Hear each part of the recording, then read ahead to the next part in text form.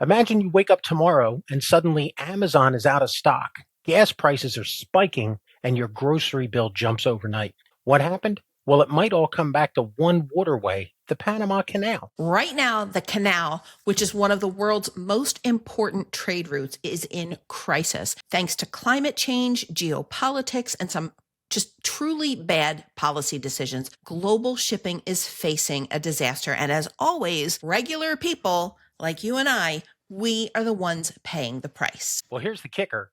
This isn't getting nearly enough attention because while billionaires will always find ways around it, for working class Americans, this is going to hurt. And before you hear the MAGA spin, let's get one fact straight. Why is it that the same Republicans who have been in office since the 2000s, under Bush, under Trump, are suddenly acting shocked? They've had decades to address this. If you check your MAGA uncle's social media page, it's probably on Facebook, you probably see stuff like this. Biden was too weak to fix the Panama Canal crisis. Trump will have this under control in 5 minutes. China is taking over the canal. Thanks, liberals. This is why we need to drill more oil. Stop relying on foreign trade. The right loves to throw the blame around, but then when you want to talk to them, they move the goalpost. This crisis, if it really is a crisis, has been in the making for decades. And surprise, surprise, this isn't as simple as drill, baby, drill. First, let's break down what's actually happening. The Panama Canal is one of the most critical shipping routes on the planet. Yes, I said the planet. It connects the Atlantic and Pacific Oceans. It cuts shipping times dramatically, and about 6% of global trade flows through the canal. Well, here's the problem. The canal is running out of water, the one thing that it needs to work. The canal relies on massive amounts of fresh water to operate, and climate change, the thing that a lot of MAGA people will tell you is not real. It is wrecking the water supply. Droughts in Panama have drastically lowered the water levels, and it forces canal authorities to cut ship crossings by nearly 40%. That means fewer goods are moving through at a higher cost, and this has a ripple effect on the global economy. Well, who do you think pays those extra costs? It's not Jeff Bezos. You do. It's all being passed on to you. Think about it. If fewer ships can make it through the Panama Canal, how much longer do you think it'll take to get basic products? A week? 2 weeks? How long before companies start using this as an excuse to jack up prices? Let us know in the comments. Have you already noticed shipping delays or price hikes on the stuff that you're ordering? So what does this actually mean for everyday Americans? Well, to start with, higher prices on imported goods, your electronics, your clothing, even cars. Oil shipments are going to be delayed.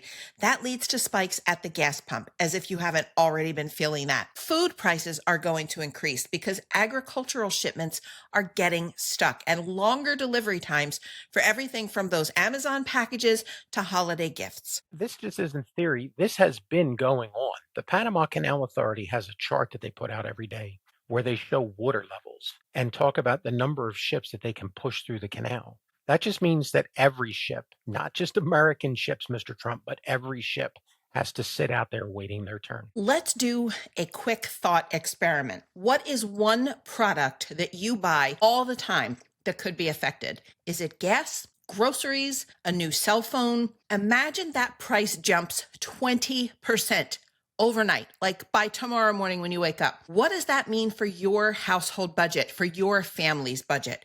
Drop a comment below. And then there's the geopolitical angle. MAGA types love to scream, China is taking over the Panama Canal, only they're saying China in that weird way. They say China.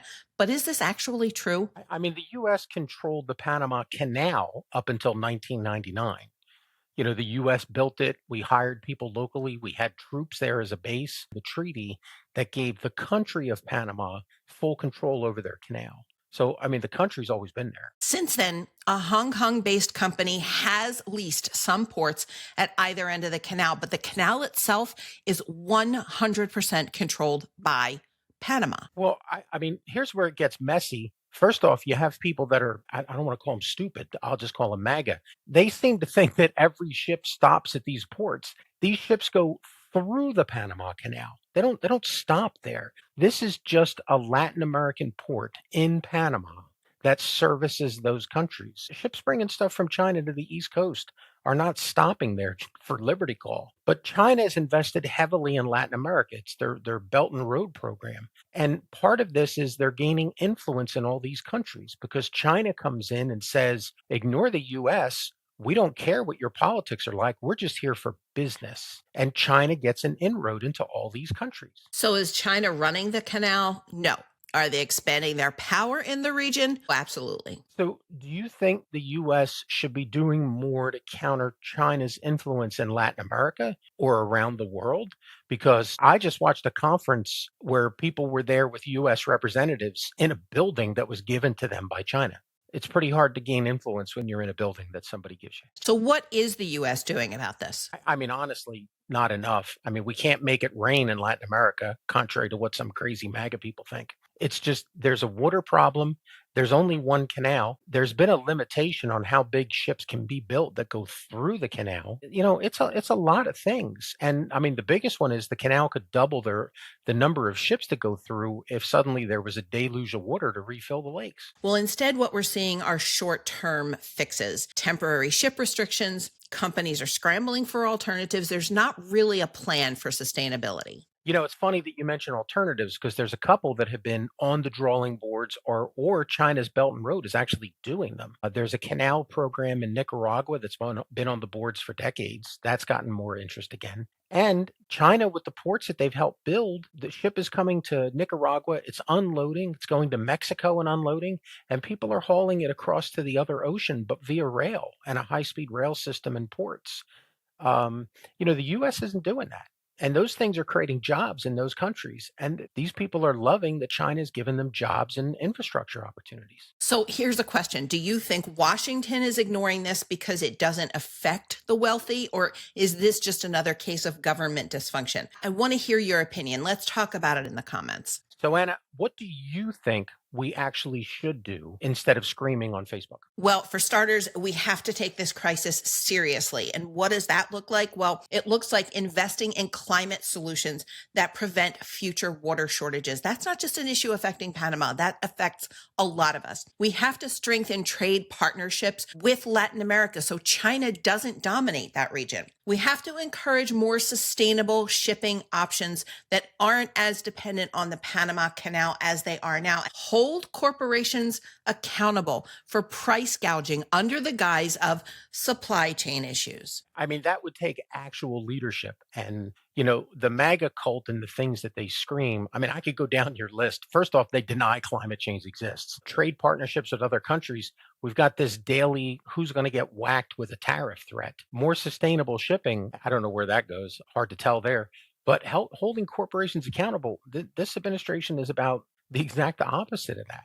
All right, so what do you think? Is this just Trump's chaos crisis of the day? He's had his we win moment. We're buying the canal back just because a Chinese company sold it to BlackRock and now an American conglomerate's going to own a port in Panama. Do you think that's going to solve the problem? Is this just, tariff Trump tantrum of the day and he's not going to care tomorrow? Did he get his one soundbite when he was screaming, "We own the canal now"? We don't own the canal. It's owned by Panama. A Hong Kong company that owns ports around the world sold a package of ports to BlackRock, an investment firm out in the U.S. That doesn't give the U.S. any ownership in Panama. Is this just the prelude to an economic disaster? Tell us in the comments what you think. Thank you for joining us today. And if you liked this conversation and want to hear more, don't forget to subscribe and boop the bell so that you can be notified as soon as we put up a new talking point. And don't forget, follow us on Facebook at PortsidePolitics. We will see you next time.